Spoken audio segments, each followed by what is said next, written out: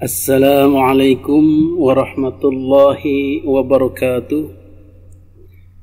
Hamdan wa syukran ala ni'amillah, wassalatu wassalamu ala rasulillah, wala hawla wala quwwata illa billah, amma ba'du. Hadirin para netizen yang dimuliakan Allah subhanahu wa ta'ala, pada kesempatan video kali ini kita akan membahas tentang sebuah fatwa atau penjelasan dari seorang Habib, yaitu Habib Hasan bin Ismail Al-Muhdhar, yang mana Habib ini memfatwakan atau mensyariatkan atau menganjurkan atau membolehkan membuat kuburan palsu atau makam palsu atau replika makam. Nah, ini sesuatu yang saya pun baru dengar. Selama bertahun-tahun hidup di kalangan Nahdlatul Ulama, baru pertama kali mendengar boleh membuat replika makam. Jadi idenya cukup unik. Jika kita tidak mampu atau tidak mau jauh-jauh berkunjung ke makam Wali Songo misalnya, maka kita boleh membuat makamnya sendiri di sini, dekat rumah kita.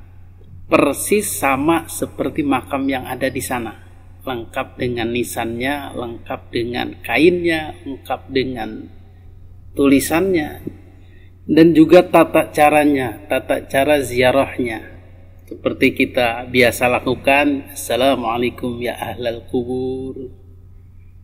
Seolah-olah wali atau kiai itu ada di dalam kubur tersebut. Kita ucapkan salam, kita bacakan doa-doa tahlilnya, sama seperti ketika kita berkunjung atau berziarah ke makam asli. Maka kita bisa ziarah kepada beliau seperti dikatakan oleh para awliya as-salihin di kalam Al-Habib Idrus bin Umar Al-Habsyi.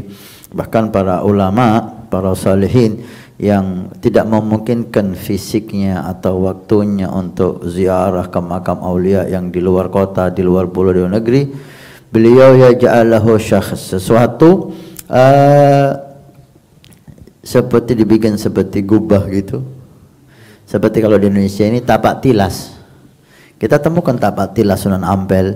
Bahkan di Kabupaten Probolinggo ini ada tapak tilas Sunan Ampel. Padahal kuburannya di Surabaya. Tapak tilasnya di sini dibuat seperti makam gitu, ya. Yang penting tidak ada penipuan. Bukan ini makam Sunan Ampel. Lah, tapak tilasnya mau dibuat seperti makam, dibuat seperti gubah, seperti Sayyid Abi Abdul Qadir Ba'bud dengan kota Tarim, kampung Tarimnya, dia buat kuburannya Habib Abdul Haddad, persis seperti Habib Abdul Haddad. Maka itu dilakukan oleh Al-Habib Ali bin Hasan Al-Attas, oleh para awliya as-salihin, dikutip oleh kalam Al-Habib Idrus bin Umar Al-Habsyi, dan saya membacanya itu. Beliau membikinkan seperti itu dan dihadirkan ruh almarhum di tempat itu. Diziarahi, udah. Seperti ziarah di depannya, persis. Baca Assalamualaikum ya sada, baca Assalamualaikum ya ahlul kubur, baca ayat kursi, baca yasin, tahlil persis seperti di depan kubur. Itu bisa diamalkan. Anda ingin ziarah Habib Muhammad bin Salim bin Hafid, Anda buat seperti itu. Yang penting jangan ini Anda anggap sunnah.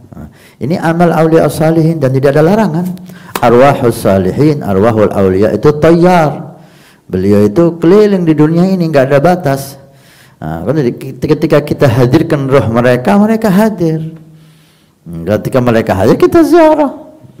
Dan ini yang dilakukan oleh ulama kita, ahli sunnah wal jamaah.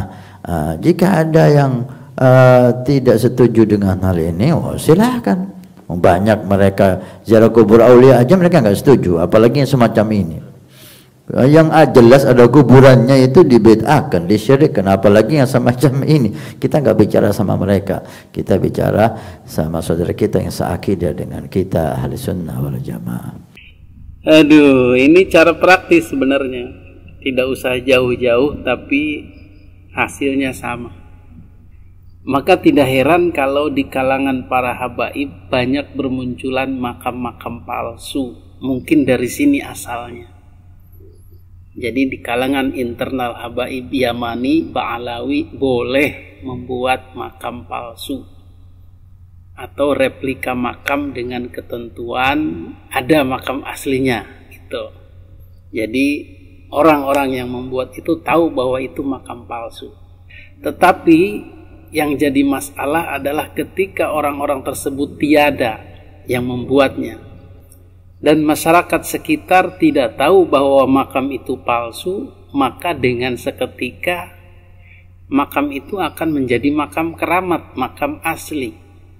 Apalagi makam aslinya tidak terlalu dikenal atau sangat jauh dari lokasi, sehingga akan ada sejarah ada dua makam.